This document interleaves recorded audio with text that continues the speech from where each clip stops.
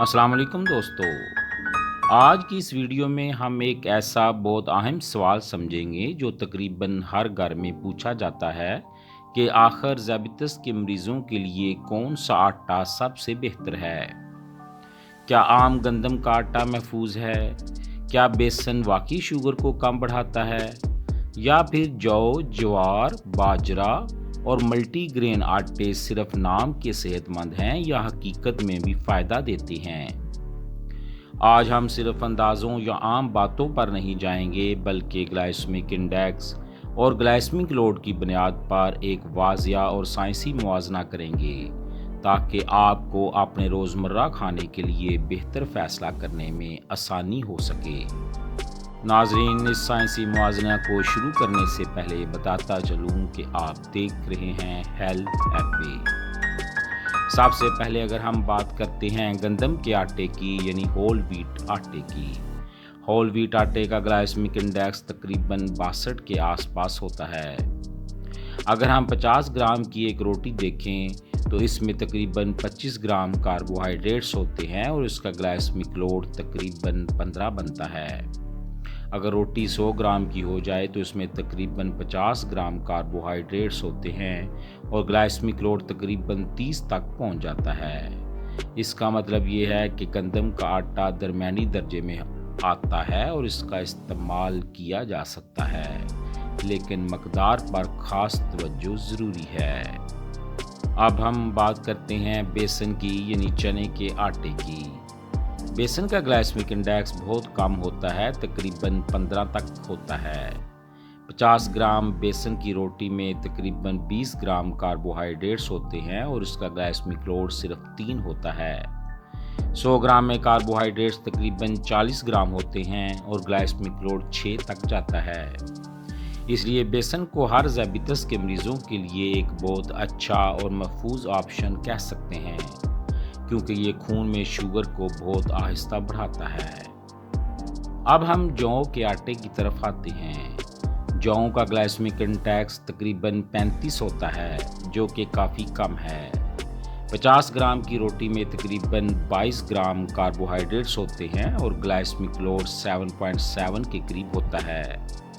100 ग्राम की रोटी में कार्बोहाइड्रेट्स तकरीबन 44 ग्राम तक पहुंच जाते हैं और ग्लाइसेमिक लोड तकरीबन 16 तक पहुंच जाता है, जो जौ में एक ख़ास किस्म का फाइबर होता है जो खून में शुगर को मुस्तहकम रखने में मदद देता है।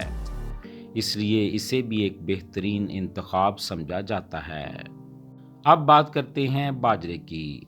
बाजरे का ग्लाइसेमिक इंडेक्स तकरीबन 55 होता है।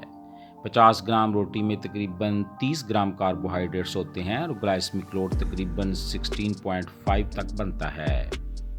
100 ग्राम रोटी में तकरीबन 60 ग्राम कार्बोहाइड्रेट्स होते हैं और ग्लाइसेमिक लोड तकरीबन 33 तक पहुंच जाता है। बाजरा एक अच्छा ऑप्शन है, लेकिन इसमें मकदार का ख्याल रखना ज़रूरी है, क्योंकि ज़्यादा मकदार में ये शुगर को बढ़ा सकता है। अब हम मकई के आटे की तरफ आते हैं। मकई के आटे का ग्लाइसेमिक इंडेक्स तकरीबन 60 होता है। 50 ग्राम रोटी में तकरीबन 27 ग्राम कार्बोहाइड्रेट्स होते हैं और ग्लाइसेमिक लोड तकरीबन 16.2 तक बनता है। 100 ग्राम रोटी में तकरीबन 54 ग्राम कार्बोहाइड्रेट्स होते हैं और ग्लाइसेमिक लोड तकरीबन 32.4 तक बनता है।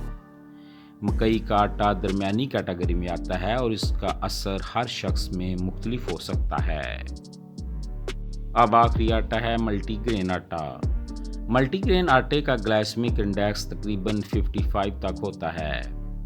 50 ग्राम रोटी में तकरीबन 24 ग्राम कार्बोहाइड्रेट्स होते हैं और ग्लाइसेमिक लोड तकरीबन 13.2 तक बनता है। 100 ग्राम में तकरीबन 48 ग्राम कार्बोहाइड्रेट्स होते हैं और ग्लाइसेमिक लोड तकरीबन 26.4 तक पहुंच जाता है।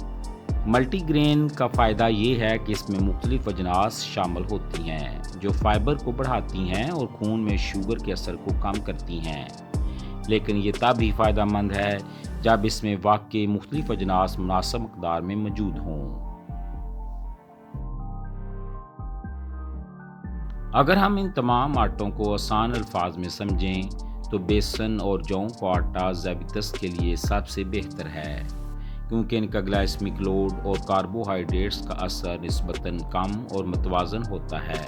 इसके बाद मल्टीग्रेन और बाजरा दरमियानी दर्जे के ऑप्शन हैं जो मुनासिब मकदार में इस्तेमाल किए जा सकते हैं, जबकि गंदम का आटा और मकई का आटा निस्बतन ज़्यादा ग्लाइसेमिक लोड रखते हैं, इसलिए इनमें मकदार का खास ख्याल रखना बहुत ज़रूरी है।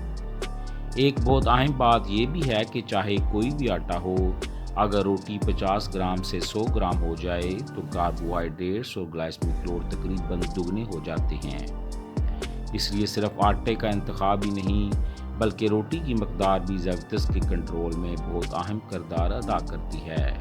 अल्लाह हम सब को खुश रखे, आमीन।